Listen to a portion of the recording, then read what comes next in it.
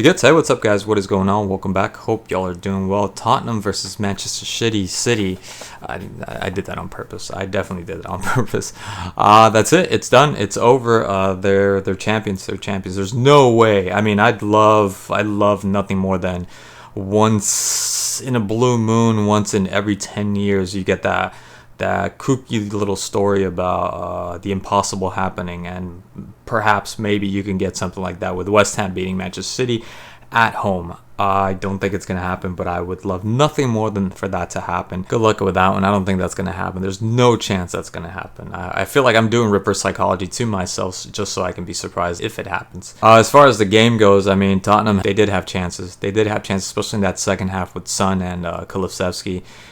To be able to equalize before the Doku penalty. Sadly, it didn't happen. Was it a good substitution good decision from Guardiola to substitute Ederson? It worked out in the end, so you can say that yes, it was a good decision, or it's that Ortega's just as good a goalie as Ederson. I think that's the case. I think the latter. I'm going to go with the latter because even though he was, a little bit shaken up maybe, or the play was a little bit, it was a rough play. I think he got hit in the knee and the chest, not on purpose. At least I don't think that was on purpose, but everyone knows that Romero goes in with everything.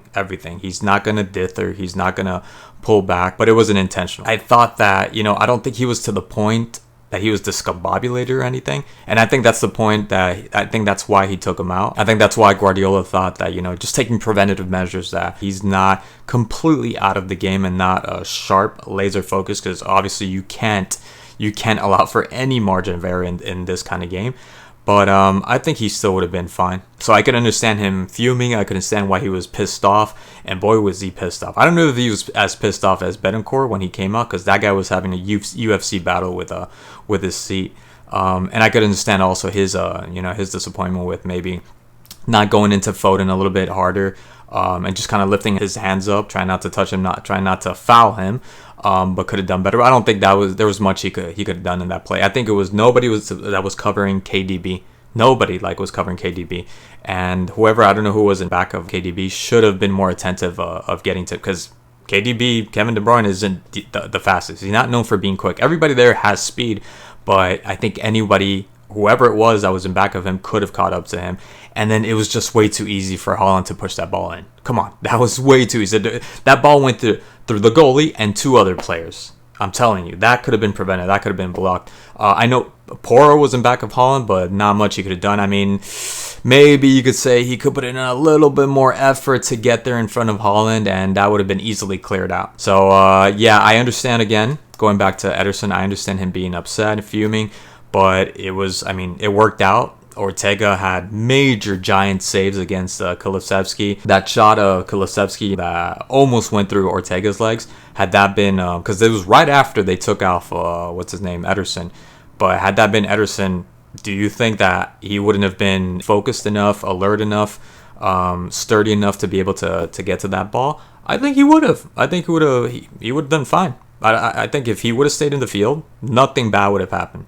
Absolutely not. The Son breakaway, the Akanji screw up, I think he would have done the same thing. I actually think Son should have done way better with that chance that he was given. I thought he was going to hit it in the first post. I didn't think he was going to try to cross that. So I do think Ederson would have been able to also block that. He's capable enough. He's a world-class goalkeeper. Say what you want about him. He has his errors. He has his flaws. But Ortega worked out in the end. So there you go. So it was, the first half was funny because it was mostly possession by Tottenham, but...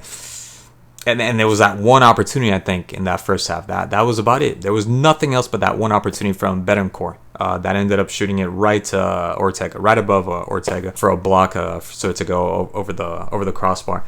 And after that, it was like Foden. I think it was KDB with an amazing shot and really good save by Vicario. The Foden and the screw up by Hold My Beer, Højbjerg, trying to clear it and ends up scuffing it and falls right to Foden. Not the easiest shot. I gotta give Foden credit because that was a very difficult shot, just popping up like that and coming down.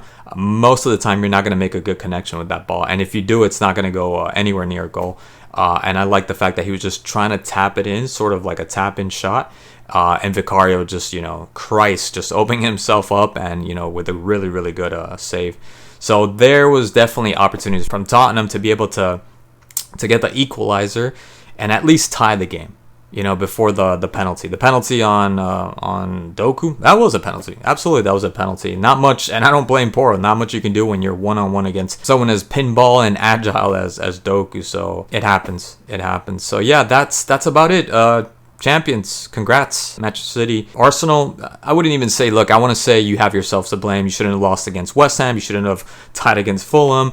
But I mean, when you got a team like Manchester City that hold the bar up so high, it's really difficult. And I think should be proud of what you achieved this year and last year, 2 years in a row. Maybe it'll be next year, but as long as City remain with Guardiola, as long as City remain with these players, I don't think so. I don't think so. It'd have to be something like at the beginning that things weren't quite working out. You lose Gundogan, you're trying to get, you don't have KDB, you're trying to get, well situated, you're trying to get your bearings right. And that helped out Arsenal in the beginning of the season, or this whole season. Credit to Arsenal for the way they've been playing and the development that they've been able to achieve with this system that they have. Like 100% credit to them. Liverpool, I'm very, very sorely disappointed in what happened, especially with Klopp leaving. What the heck happened? All those losses at Crystal Palace, and then in Europa, I thought at least one of those two. I forgot that Bayer Leverkusen is in Europa, so that wasn't going to be easy, but definitely a final. You were going to meet them in the final. I thought at the very least you were going to go to the final.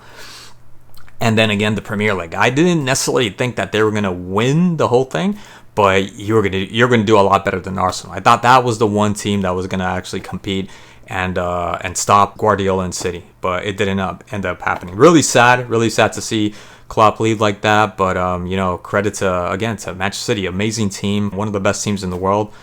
Despite them losing against Real Madrid this year, I still think it's like easily top 3. Come on, top 3. But yeah, Liverpool, just something with Salah, with these players. Darwin Nunez, you got to get somebody else, Liverpool. Come on. I love his work ethic, but he's just not working to be able to sink in those goals. And Arsenal, geez, man. You did what you could. Let's leave it at that. Keep doing what you're doing. At some point, and even if you don't get to win next season, I mean, still playing Champions League, getting so close, getting pretty far in Champions League for a team that hasn't been in a while, also playing competitive European soccer, or at least Champions League. Credit to them. And City, again, not my team, but maybe over time I might look at them a little bit more like I did today. Today was against Tottenham, and it's not normally two teams that I watch at the same time. Either they're playing against Arsenal, Manchester United, Chelsea. Those are the teams I just grew up with.